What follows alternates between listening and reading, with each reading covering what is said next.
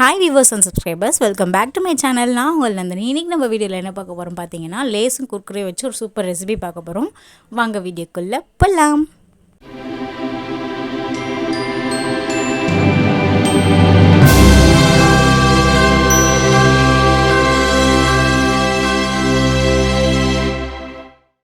நான் 2 குர்குரே பேக்கெட்டும் 6 லேஸ் பேக்கெட்டும் எடுத்திருக்கேன். இது டிஸ்பிளேக்காக உங்களுக்கு ஒன்று காமிச்சிருக்கேன். இது கூடவே என்னென்ன சேர்த்துக்கணுன்னா, ஒரு வெங்காயம், ஒரு தக்காளி, கொஞ்சமாக கொத்தமல்லி இது மூணுமே நம்ம என்ன பண்ணணும்னா குட்டி குட்டியாக கட் பண்ணி வச்சுக்கணும்.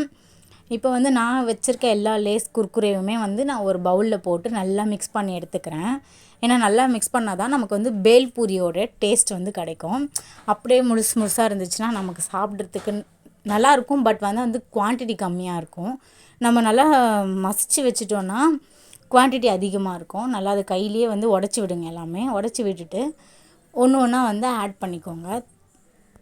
நான் கையிலேயே உடச்சி எடுத்துக்கிட்டேன். பாருங்கள், இந்த மாதிரி நல்லா உடச்சி எடுத்துக்கோங்க. அப்போ தான் நம்ம மிக்ஸ் பண்ணிவிட்டு சாப்பிடும்போது ரொம்ப டேஸ்ட்டாக இருக்கும். அப்படி கிறிஸ்பியாகவும் இருக்கும், அந்த ஜூஸினஸும் இருக்கும். உண்மையாகவே ரொம்ப டேஸ்ட்டாக இருக்கும். இப்போ நம்ம கட் பண்ணி வச்சுருக்கிறத ஒன்று ஒன்றா ஆட் பண்ணிக்கலாம். ஃபஸ்ட் ஆனியன் ஆட் பண்ணிக்கோங்க. செகண்ட் அப்படியே டொமேட்டோ ஆட் பண்ணிக்கோங்க.